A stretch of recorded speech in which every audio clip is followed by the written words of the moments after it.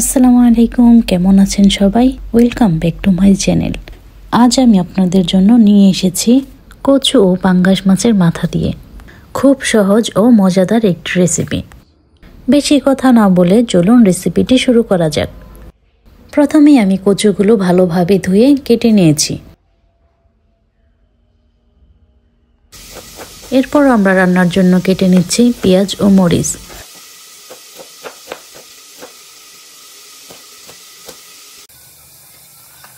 আর তার সাথে নিয়েছি কতগুলো রসুনের কোয়া। এগুলো আমরা একটু ছেঁচে নেব। মাছগুলো আগে থেকে ধুয়ে নিয়ে পরিমাণ মতো লবণ, হলুদের ফাঁকি ও মরিচের ফাঁকি দিয়ে কিছু সময়ের জন্য মেখে রেখে দিয়েছিলাম। এখন একটা কড়াইতে পরিমাণ মতো তেল দিয়ে এর মধ্যে দিয়ে দেব মাছ।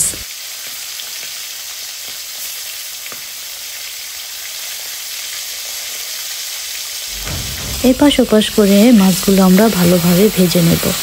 আপনারা চাইলে অল্প পরিমাণও ভাজতে পারেন। আমার মাছগুলো ভেজে নেওয়া শেষ। এখন আমি এগুলো একটা বাটিতে উঠিয়ে নেব। এখন আমি ওই তেলের মধ্যে দিয়ে দিব আগে থেকে ছেঁচে রাখা রসুন।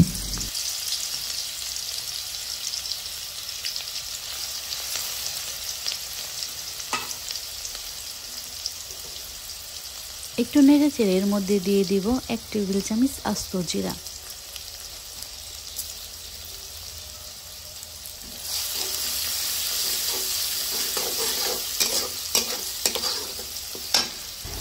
এবং তার সাথে দিয়ে দেব একটা খাল ও এলাচ।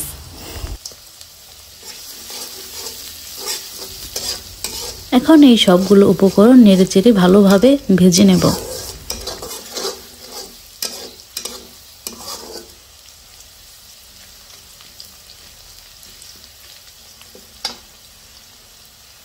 ভাজা হয়ে আসলে এর মধ্যে দিয়ে দেব কেটে রাখা পেঁয়াজ ও মরিচ।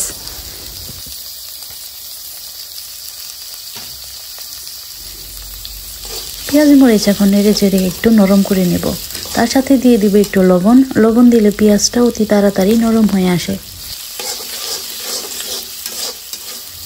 কষানো হয়ে গেলে এই পর্যায়ে দিয়ে দেব 1 টেবিল চামচ হলুদের ফাঁকি, পরিমাণ মতো মরিচের ফাঁকি,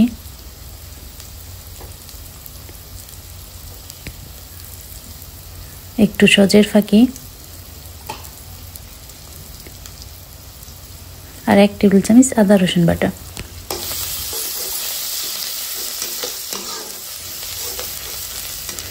নেড়ে চেড়ে এই সবগুলো উপকরণ ভালোভাবে কষিয়ে নেব, যাতে এই মশলাগুলোর গায়ে থেকে কাঁচা গন্ধ দূর হয়ে যায়। সবগুলো মশলা কষানো হয়ে গেলে এই পর্যায়ে আমরা দিয়ে দেব কেটে রাখা কচু। নেড়ে চেড়ে কচুগুলো আমরা সমস্ত মশলার সাথে ভালোভাবে মিশিয়ে নেব।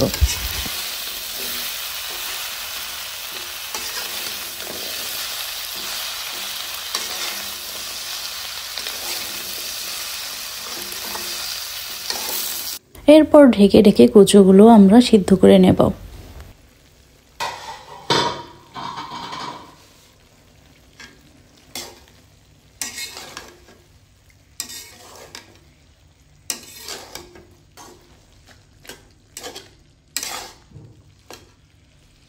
কচুটা নরম হয়ে আসলে এই পর্যায়ে দিয়ে দিব ভেজে রাখা মাছ।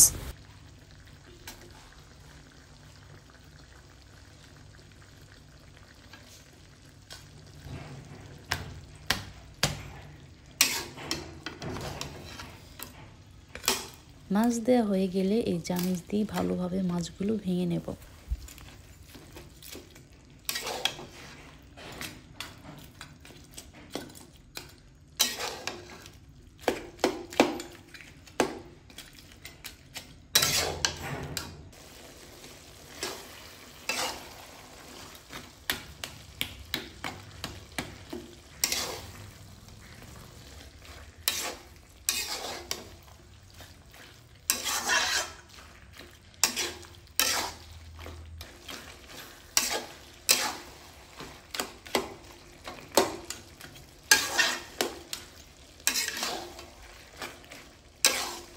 নেড়ে চেড়ে মাছগুলো ভালোভাবে ভেঙে নিয়েছি। এখন ঢেকে ঢেকে এই কচুগুলো সেদ্ধ করে নেব এবং কচু থেকে সমস্ত পানিগুলো শুকিয়ে নেব।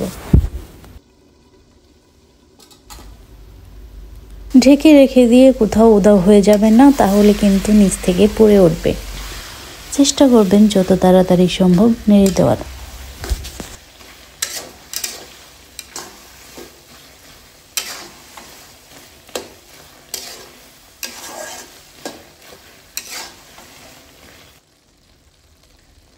দেখতেই পাচ্ছেন আমার কচু থেকে পানিগুলো আস্তে আস্তে শুকিয়ে আসছে, তার সাথে কচুর পরিমাণটাও আস্তে আস্তে কমে আসছে। শুরুতেই আপনারা অনেক লবণ দিতে যাবেন না, তাহলে খেতে তিতা লাগবে।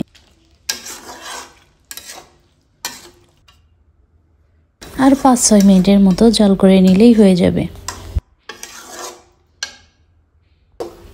কচুর পানি শুকিয়ে আসছে, দেখতেই পাচ্ছেন রেসিপিটা দেখতে কতটা সুস্বাদু লাগছে, আর খেতেও ভীষণ মজা। একদিন ট্রাই করে দেখবেন, আশা করি ভালো লাগবে। আর একটু নেড়ে চেড়েই ভাজিগুলো একটা বাটিতে উঠিয়ে নেব। আমাদের আজকের রেসিপিটা এই পর্যন্তই। আমার ভিডিওটি যদি আপনাদের ভালো লাগে অবশ্যই কমেন্ট করে জানাবেন এবং লাইক, শেয়ার ও সাবস্ক্রাইব করতে ভুলবেন না। দেখা হবে আবার কোনো নতুন ভিডিও নিয়ে। আজ এই পর্যন্তই। আল্লাহ হাফেজ।